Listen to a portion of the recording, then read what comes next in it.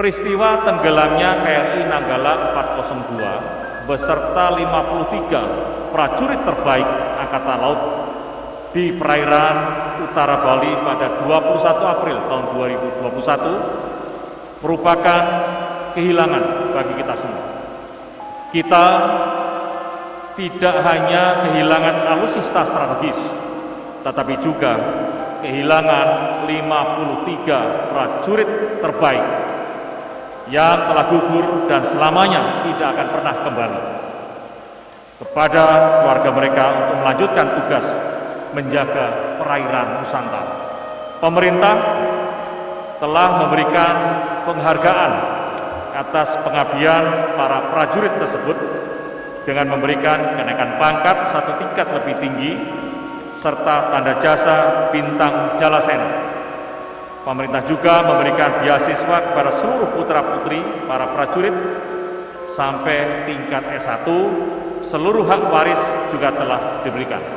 Insiden ini menjadi pelajaran yang sangat berharga bagi kita semua, bahwa tugas sebagai seorang prajurit TNI mengandung resiko yang sangat tinggi.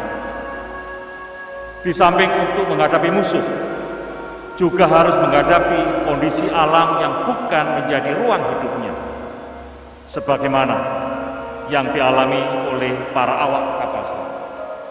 Tenggelamnya KRI Nanggala 402 terjadi saat latihan di perairan utara Bali.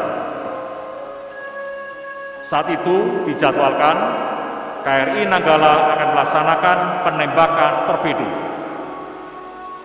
Latihan tersebut merupakan bagian dari pembinaan kesiapan operasional prajurit dan satuan, sehingga lebih tepat kiranya Kepala Staf Angkatan Laut yang akan memberikan penjelasan secara lebih detail.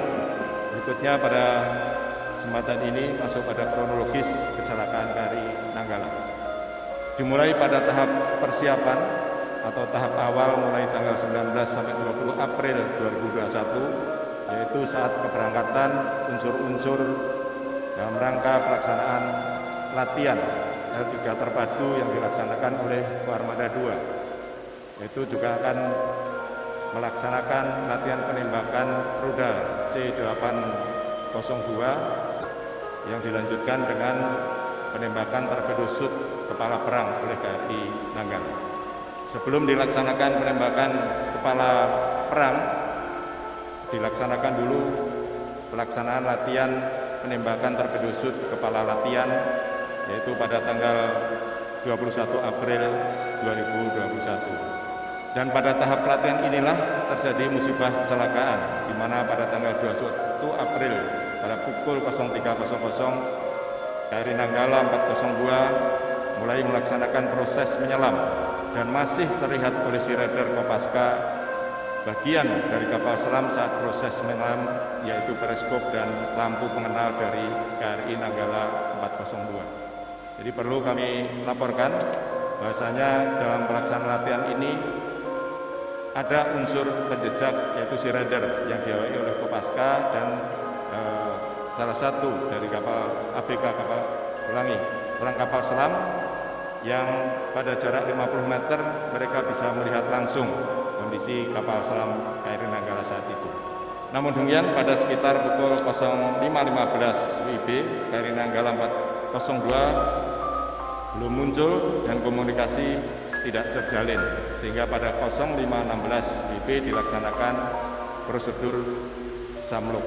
Berdasarkan situasi yang berkembang di lapangan inilah, Komandan GT latihan melaksanakan tahap pencarian, di mana tahap prosedur samluk tersebut adalah apabila kapal selam tidak muncul pada waktu yang telah ditentukan, dilaksanakanlah pencarian oleh unsur-unsur yang lain. Jadi di sana ada sekitar 21 KRI yang bersamaan pada latihan tersebut, dan ada 8 KRI yang memiliki sonar yang bisa langsung memancarkan sonar untuk melaksanakan pencarian. Sehingga dengan prosedur samluk tersebut, latihan ditunda kemudian untuk dilaksanakan pencarian terhadap KRI Nanggala.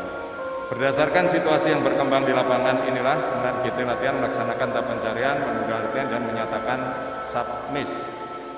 Proses pencarian ini memakan waktu mulai tanggal 21 sampai 25 April, di mana pada tanggal 24 April pukul 15.00 KRI Nanggala dinyatakan subsang, dan baru tanggal 25 April pukul 09.04 kita ROV KRI Rigel dan RV Swift Rescue milik Singapura mendapat kontak visual KRI Nanggala 402 pada kedalaman 838 meter.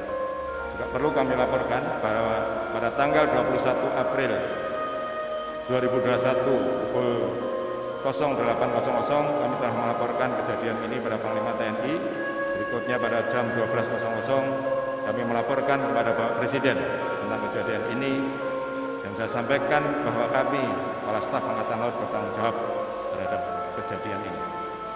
Berdasarkan hasil temuan inilah Panglima TNI pada tanggal 25 April pukul 18.00 WITA memberikan pernyataan resmi bahwasanya KRI Nanggala 402 tenggelam dan mengakibatkan 53 prajuritnya gugur dalam latihan ini.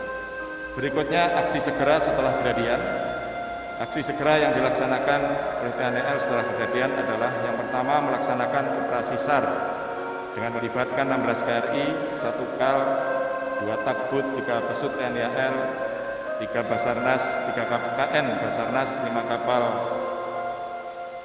dari Polair, kemudian pesawat udara asing serta 2 orang tim International Submarine Escape and Rescue Liaison Officer dari Semeru sebagai kapal markas SAR adalah KRI Dr. Suharso 990. Kemudian pada saat yang bersamaan, karena saat itu kita distres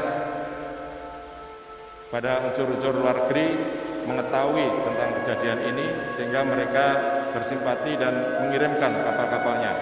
Di antara adalah Singapura mengirimkan MV Swift Rescue, kemudian Malaysia mengirimkan MV Megabakti, dan Australia mengirimkan 2 kapal perangnya yaitu MSS Ballarat dan MSS Sirius, serta Amerika mengirimkan pesawat P-8 Poseidon.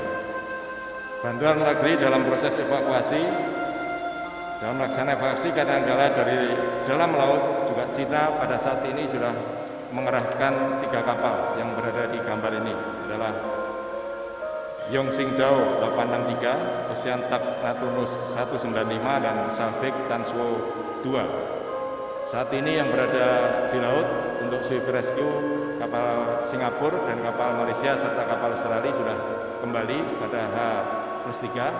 Nah, saat ini 3 kapal Cina ini yang sedang melaksanakan pendeteksian dan selanjutnya akan melaksanakan salvage atau evakuasi.